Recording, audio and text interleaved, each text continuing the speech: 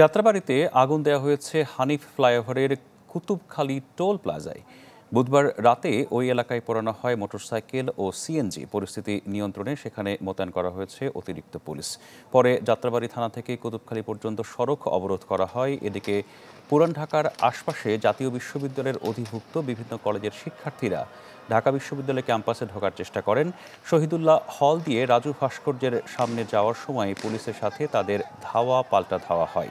এ সময় আন্দোলনকারীদের ছত্রভঙ্গ করতে টিয়ার শেল ও সাউন্ড গ্রেনেড ছোড়ে পুলিশ।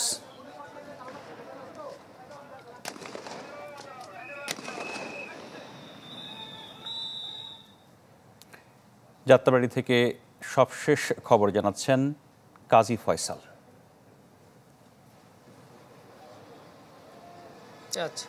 আজ সন্ধ্যা থেকেই আমরা যখন খবর পাই যে এখানে পুলিশের সঙ্গে আন্দোলনকারীদের সংঘর্ষের ঘটনা ঘটেছে এবং আন্দোলনকারীরা যাত্রাবাড়ি যে থানা আছে সেই থানা দখলের চেষ্টা করছিলেন, এরকম একটি তথ্য যখন আমরা পাই তখনই আমরা এখানে আসি এবং আমরা এসে এখন যে চিত্র দেখছেন সেই সন্ধ্যা থেকেই মূলত এই চিত্র চলছে।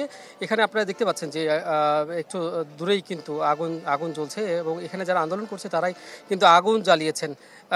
কিছুক্ষণ আগে যে ঘটনাটি ঘটেছে সেটি হচ্ছে যাত্রাবাড়ি থানার সামনেই মূলত আইনশৃঙ্খলা রক্ষাকারী বাহিনীর বিপুল সংখ্যক সদস্য উপস্থিত রয়েছে। শুধুমাত্র পুলিশ যে তা নয়, র্যাবের সদস্য এবং অন্যান্য গোয়েন্দা সংস্থার সদস্যরাও এখানে উপস্থিত রয়েছেন। তারা কিন্তু তাদের যে সরঞ্জাম আছে অর্থাৎ নিরাপত্তা সরঞ্জাম এবং যা আন্দোলনকারী যারা আছেন তাদেরকে দূরে সরিয়ে দেওয়ার জন্য যে ধরনের ব্যবস্থা নেওয়া দরকার তারা কিন্তু সেই ধরনের ব্যবস্থা নিয়েছেন এবং ক্রমেই তারা অভিযান চালাতে কিন্তু কাজলা অর্থাৎ যে ঢাকা চট্টগ্রাম মহাসড়কের যে কাজলা এলাকা আছে সেই পর্যন্ত আন্দোলনকারীদেরকে নিয়ে গিয়েছিলেন। পরবর্তীতে পুলিশ একটা পর্যায়ে কৌশলগত কারণে তারা কিন্তু পিছিয়ে এসেছে এবং বর্তমানে যাত্রাবাড়ী থানার সামনে কিন্তু পুলিশ এবং র্যাবের সদস্যরা অবস্থান করছে এবং পুলিশ এবং র্যাব সদস্যদের সঙ্গে আন্দোলনের বিপক্ষে যারা আছেন তারাও কিন্তু এখানে রয়েছেন এবং তারা কিন্তু লাঠিসোঁটা নিয়ে রয়েছেন এবং উল্টো দিকে আন্দোলনকারীরা কিন্তু তারাও বিভিন্ন রকমের ইটপাটকেল ছুটছেন এবং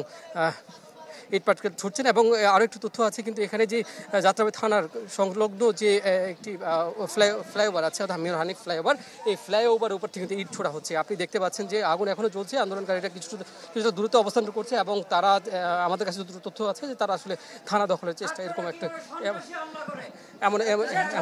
এমন একটি ঘটনা আছে।